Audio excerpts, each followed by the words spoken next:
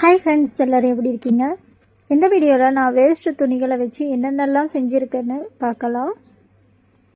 இது என்னென்ன தெரியுதா? இது டோர்மேட்ஸ் எல்லாமே உள்ள வேஸ்ட்டு கிளாத்ஸ் எல்லாமே ஒரே ஈவனாக வச்சு ஸ்டெப் பை ஸ்டெப்பாக வச்சு கிழிஞ்சது, சின்ன துண்டாக இருக்கிறது, பெருசாக இருக்கிறதெல்லாம் மடக்கி வச்சு ஒன் பை ஒன்னாக ஸ்டெப் பை ஸ்டெப்பாக வச்சு தைச்சிட்டு அதுக்கு மேலே ஒரு நல்லா காட்டன் கிளாத் வச்சு தையல் மிஷினில் கட்டமாக ஸ்டிச் போட்டிருக்கேன். அப்புறம் சைடில் கார்னரில் வந்து எல்லாமே தைச்சி ஆனதுக்கப்புறம் வேறு ஒரு கிளாத் வச்சு பார்டர் மாதிரி கொடுத்துக்கலாம்.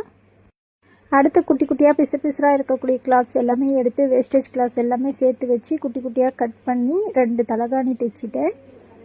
கட்டமாக இருக்கிறது எல்லாமே ஸ்கூல் யூனிஃபார்ம் உடைய டாப்ஸ் இது. அடுத்து இது பாருங்கள், ரேஷன் சாரீஸும் வேஸ்டிங் எல்லாம் நிறைய சேர்த்து வச்சுருந்தேன். நான் இது தைக்கணுங்கிறதுக்காகவே சேர்த்து வச்சுருந்தேன். அப்புறம் நம்ம வீட்டில் யூஸ் பண்ணக்கூடிய வேஸ்ட்டு சாரீங்க இருக்கும் இல்லையா, பிளைன் சாரீங்க, அதை வச்சும் நம்ம இதை மேக் பண்ணிக்கலாம். இது என்னென்னா பெட்டு ஏற்கனவே குழியாக அந்த மாதிரி இருக்கும்போது இந்த மாதிரி ஸ்டெப் பை ஸ்டெப்பாக சாரீஸ் போட்டு தைச்சி நம்ம மெத்த மாதிரி ரெடி பண்ணி போட்டோன்னா அந்த குழியாக இருக்கிறது தெரியாது.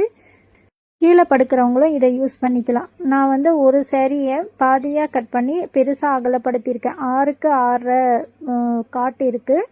அதுக்கு ஏற்ற மாதிரி 20 சேரீயை போட்டு ஸ்டெப் பை ஸ்டெப்பாக 10 லேயர் கொடுத்து நான் ஸ்டிச் பண்ணிக்கிட்டேன்.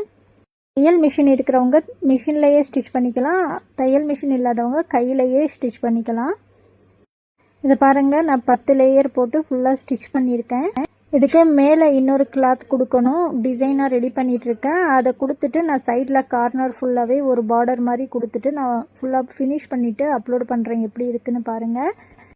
அடுத்து இது இன்னொரு டிப்ஸ் என்னென்னா, தையல் மிஷினில் இந்த மாதிரி கால் வச்சு தைக்கும் போது ரொம்ப ஹீட் ஏறும் இல்லையா, அந்த ஹீட் தெரியாமல் இருக்கிறதுக்காக மேலே பியூர் காட்டன் கிளாத்தில் உள்ளே நிறைய கிளாத்ஸ் கொடுத்து இந்த மாதிரி தைச்சி வச்சுக்கிட்டோன்னா ஹீட் ஏறாது.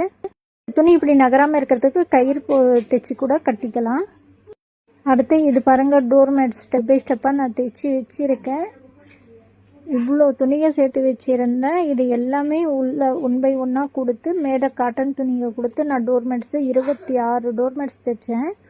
அடுத்து இது பாருங்கள், சின்னதாக ஒரு 15 வயசு பிள்ளைங்க வரைக்கும் கீழே படுக்கிறதுக்கு சிரமமாக இருக்கும் இல்லையா, அதனால் பாயில் இதை விரித்து படுக்கிறதுக்காக பெட்டு மாதிரி தைச்சிருக்கேன்.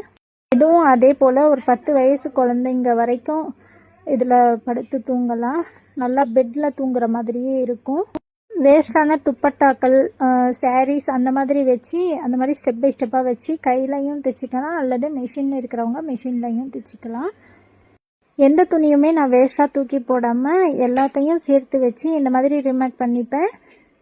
டோர்மேட்ஸ்லாம் நாங்கள் கடையில் வாங்குறதே கிடையாது. நான் இந்த மாதிரி தான் ஸ்டிச் பண்ணி தான் எப்போவுமே யூஸ் பண்ணிப்பேன். இந்த மாதிரி நீங்களும் யாரெல்லாம் வீட்டில் என்னெல்லாம் செய்வீங்கன்னு சொல்லுங்கள். இந்த வீடியோ யாருக்கெல்லாம் யூஸ்ஃபுல்லாக இருந்ததுன்னு சொல்லுங்கள். இந்த வீடியோ பிடிச்சிருந்தா லைக் அண்ட் ஷேர் பண்ணுங்கள். தேங்க்யூ ஃப்ரெண்ட்ஸ், தேங்க்ஸ் ஃபார் வாட்சிங்.